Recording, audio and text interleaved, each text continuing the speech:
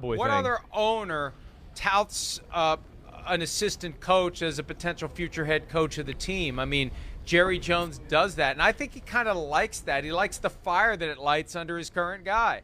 And there is a fire under Mike McCarthy. Even though he didn't get fired, there's definitely pressure on McCarthy between Dan Quinn on the inside and Sean Payton on the outside. He's got plenty of guys to worry about, and the idea is that'll motivate him to be better at his job. Yeah, I get that. I mean, Mike McCarthy understands the situation. You're right. This is the Cowboy thing. This does not go on with other organizations. Dan Quinn, to Mike McCarthy's point, no doubt makes the Cowboys better. They got something working there.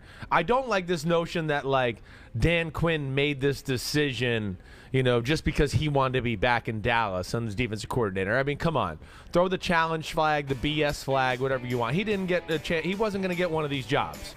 Once he realized that, he said they made all the right comments to go, I want to go back and be a part of the Dallas Cowboys. And they switched around, the framework of all the talk to basically sound like, hey, we love him so much and he loves it so much here that he doesn't even want one of these jobs out there. No, negative Ghost Rider. Stop the BS train right there. Nobody offered him a job. Come on, get the hell out of here. He didn't turn down a head coaching job to go, I want to be the defensive coordinator of the Cowboys. No, that did not happen.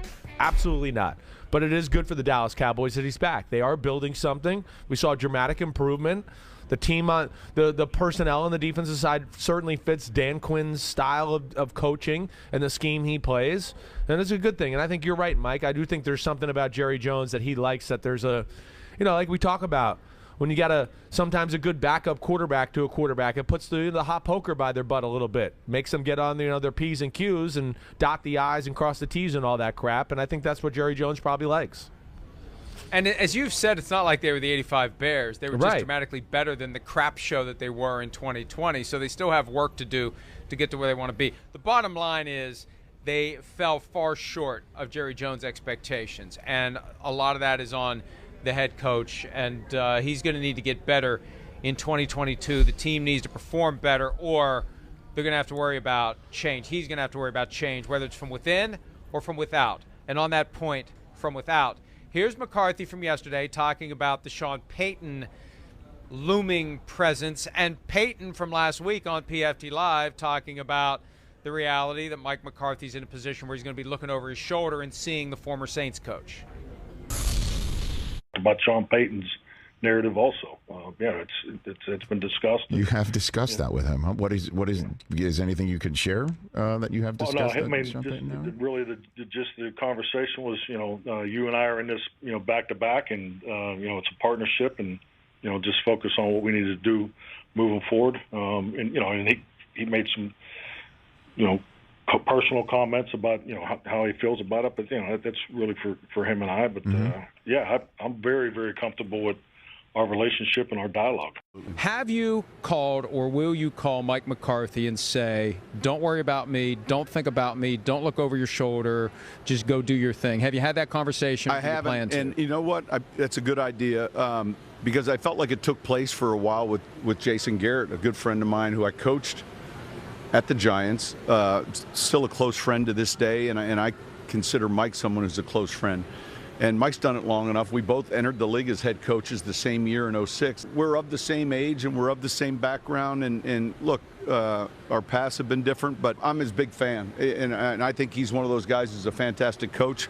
I had this whole conversation with the Saints ownership the week prior to the wild card round, and Mrs. Benson said, take a week, go on vacation to Mexico, and before you come back with that answer, because I knew then I wanted to step away, and sure enough, that first round game, Dallas loses, and I'm like, it would have been so much easier that I had the Tuesday before that. And that shows you he's fully aware of how he's connected to the Dallas Cowboys. Look, of course. 3 years ago, Jerry Jones tried to hire him while Jason Garrett was still the coach. Right. And I think from Peyton's perspective, it's all's fair. Look, there's 32 of these jobs. There's only one Dallas Cowboys organization, and the owner's going to decide who the coach is. That's right. And just because one of your friends is currently the coach, if the owner decides to move on from that guy to you, you're not going to say, sorry, but that's my friend. I can't do that to my friend. Right. Friendship goes out the window when it comes to coaching the Dallas Cowboys. Right. Well, I mean, what's the old saying, right? Like all is fair in love and war, right? I mean, this is just business. He's not like personally trying to attack Mike McCarthy. He's not calling Jerry Jones and being like, "Hey, McCarthy stinks. He's not a good guy. He's not a good coach. You should hire me."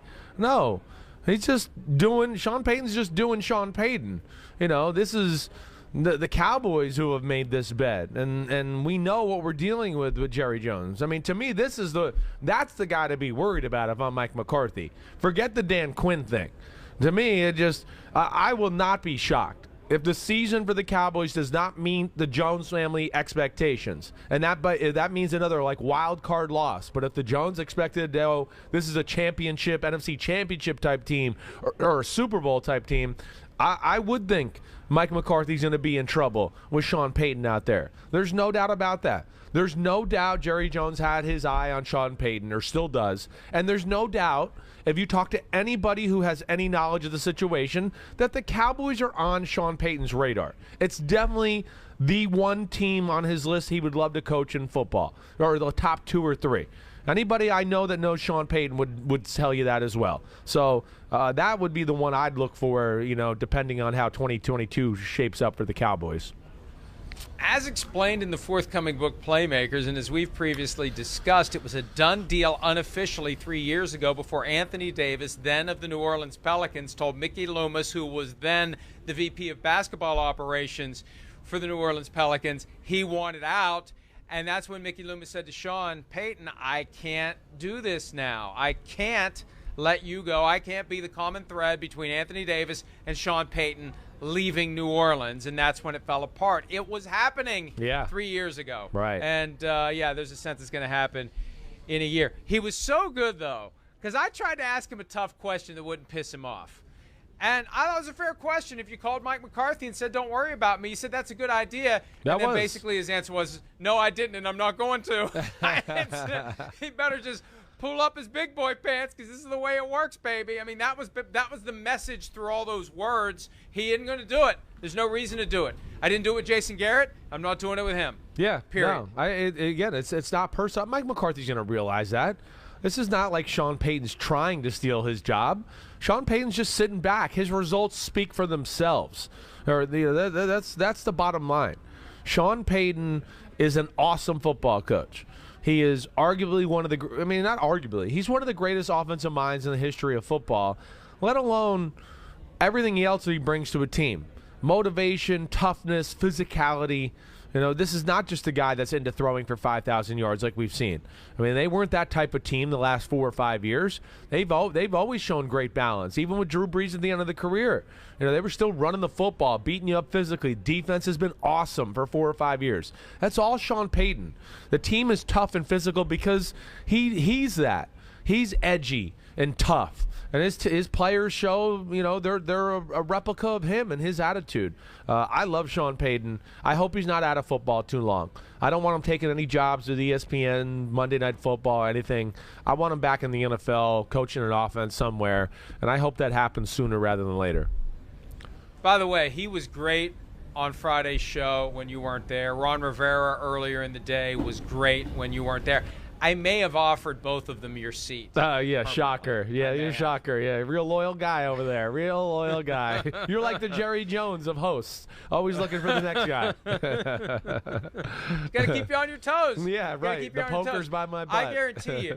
I guarantee you, neither of them would swear on the air. I guarantee you. No, I don't agree with that. I think Sean Payton would get emotional at one point and say something. He's definitely. There's no way. He's like me. I think he's a potty mouth, but he just buttons it up the right way when he has to. And I will say this. If you have watched, and I guess you could still watch, the All or Nothing on Amazon that featured the Panthers, you get Ron Rivera in the locker room at halftime, it's a different guy altogether. Yeah, right. And the paint peels off the walls. That's right. When Ron Rivera is around, because, he will let it fly when he needs. Hi, I'm Mike Tirico, and thanks for watching. Make sure to hit subscribe for the latest news and highlights from NBC Sports.